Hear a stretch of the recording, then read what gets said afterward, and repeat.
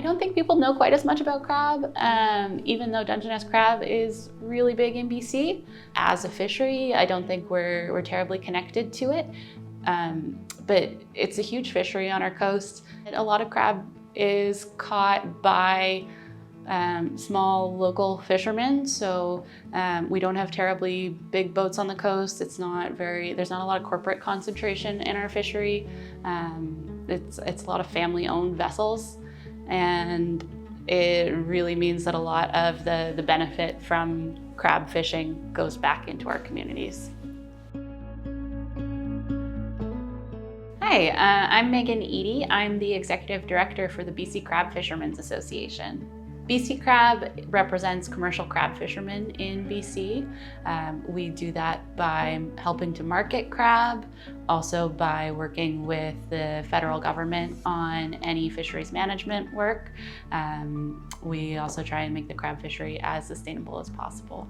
Well, first of all, crab in BC as a population are doing quite well. We, as a fishery, have quite extensive management and monitoring. So all crab boats in BC have electronic monitoring software on them. So catch is recorded. The fishery is monitored using the 3S model of management. So size, sex, and season, which means we can only harvest crab of a certain size.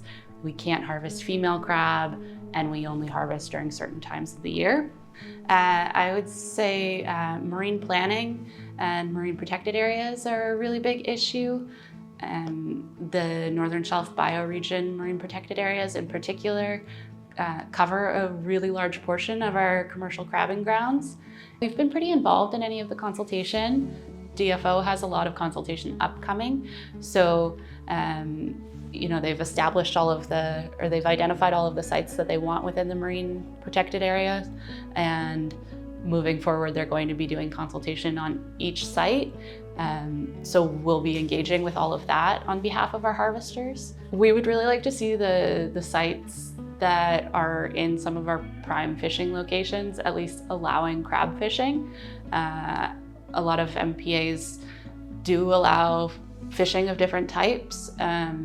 So if crab fishing is allowed to continue in some of these areas, that would be really beneficial. If they, because we understand that marine conservation is incredibly important. So if there are some sites that are in less fished locations, we're more happy to end fishing in those regions.